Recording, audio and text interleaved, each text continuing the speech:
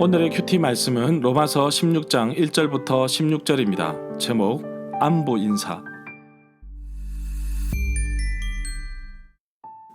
먼저 앞뒤 문맥을 살펴보겠습니다. 바울은 로마서 15장에서 약한 사람들을 돌아보며 서로에게 힘이 되어줄 것을 당부하고 있습니다. 서로를 받아들이고 성령의 능력으로 하나님이 주시는 기쁨의 소망을 가지고 살 것을 당부하고 있습니다. 로마교회 성도들은 서로 권면할 능력을 가지고 있음을 확신하면서 바울 자기 자신도 하나님의 부름을 받아 주신 직무를 잘 수행하고 있음을 말하고 있습니다. 그리고 이 일을 자랑스럽게 여기고 있습니다. 그러나 지금 당장은 예루살렘 교회에 구제 헌금을 전달하러 가야 합니다. 가난한 성도들을 돕기 위해 마케도니아와 아가야에 있는 성도들이 헌금을 하였기 때문입니다. 구제 헌금을 전달한 이후에는 로마 교회를 잠시 방문하였다가 스페인으로 가기를 원하는데 바울은 로마 교회 성도들에게 도움과 기도를 요청하고 있습니다. 바울은 로마서 16장에 와서 자신을 도와준 사람들을 소개하고 문안 인사를 합니다. 한 번도 방문하지 않았던 로마 교회이지만 바울을 도와준 사람들이 많았습니다. 특히 바울이 쓴 편지 로마서를 로마 교회에 전달한 베베의 자매를 추천합니다. 그리고 자신의 동력자인 브리스가와 아굴라에게 안부를 전합니다. 이 이외에도 자신에게 도와준 사람들을 소개하고 있는데 총 28명이 등장합니다. 문단을 나눠보겠습니다. 1절부터 2절은 베베의 자매 추천, 3절부터 16절은 도움을 준 사람들의 안부 인사. 1절에 보면 바울은 자신에게 도움을 준 베베의 자매를 추천합니다. 베베 자매는 갱그레아 교회의 여자 집사입니다. 이 구절에 갱그레아라는 지명이 나오는데 고린도와 매우 가까운 곳에 있는 도시입니다. 바울은 로마서를 고린도에서 썼을 가능성이 높다고 보고 있습니다. 그리고 베베가 이 편지 로마서를 로마로 가져갔을 것으로 봅니다. 이 구절에 일꾼이라는 말이 나오는데 또는 집사라는 말로 바꿀 수 있습니다. 섬기는 사람 또는 봉사하는 사람이라는 뜻으로 봅니다. 바울이 로마서를 쓸 당시 집사 직분이 교회 안에서 어떤 전문적인 용어로 쓰였을 가능성도 있습니다.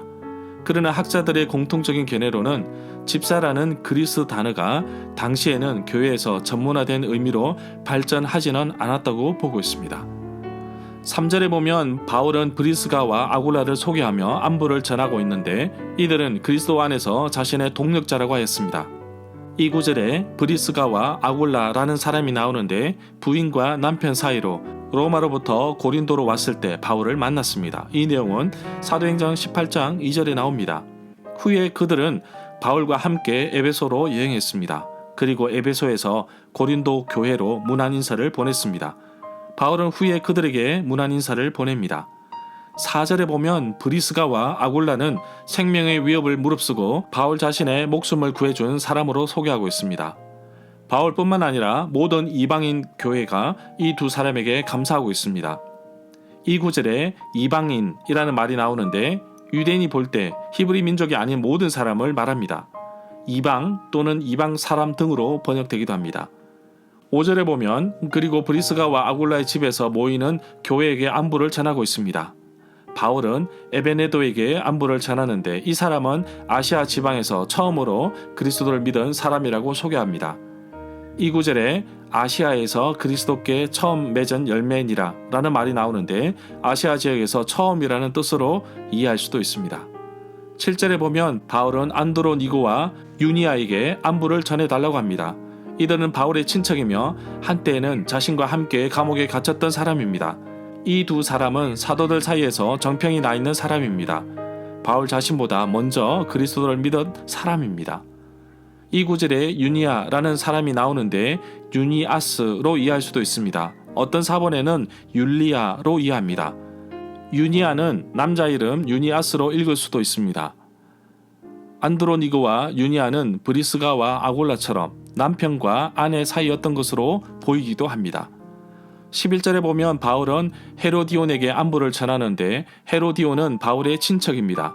그리고 주님 안에 있는 나기수의 가족에게도 안부를 전해달라고 합니다. 이 구절에서 친척이라는 말은 동포 유대인으로 이해할 수도 있습니다.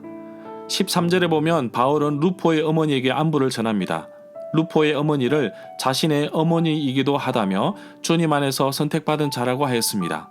2구절에 루포라는 사람이 등장하는데 마가복음은 교회 전통에 의하면 로마에 있는 기독교인들에 의해 쓰여졌다고 합니다. 그런데 마가복음에는 구레네 사람 시몬의 아들 루포라 불리는 남자가 나옵니다. 마치 로마의 기독교인들이 루포라는 사람을 이미 알고 있는 듯이 쓰여졌다는 것으로 봅니다. 바울이 문안하고 있는 루포는 동일한 인물로 여겨지고 있습니다. 절마다 상세한 설명과 구절 해석, 그리고 핵심 내용과 중심 줄거리는 네이버 블로그에 올려져 있습니다. 내게 주시는 교훈입니다. 바울은 로마 교회를 가보지 않았습니다. 그러나 바울을 위해 이렇게 헌신적으로 돕고 섬겼던 분들이 많이 있는 것을 보게 됩니다. 그래서 바울은 로마서 끝부분에 로마 교회 성도들을 위하여 안부를 전합니다. 특별히 브리스가와 아굴라 이 부분은 생명의 위협을 무릅쓰고 바울을 도왔던 사람들입니다. 얼마나 고마울까요? 선교의 현장에서 때로는 낯선 환경으로 인하여 생명의 위협을 받기도 합니다. 현지에서 도움도 있지만 고국에서 끊임없이 기도하는 분들이 있음을 기억합니다. 바울은 로마서 16장 전반부 16절까지 해서 28명의 이름을 언급하고 있습니다. 저 역시 지난 21년 동안 2003년부터 2023년 현재까지 저를 위해 기도와 물질로 후원하는 분들의 명단이 있습니다. 그 가운데는 교회도 있고 기관도 있습니다.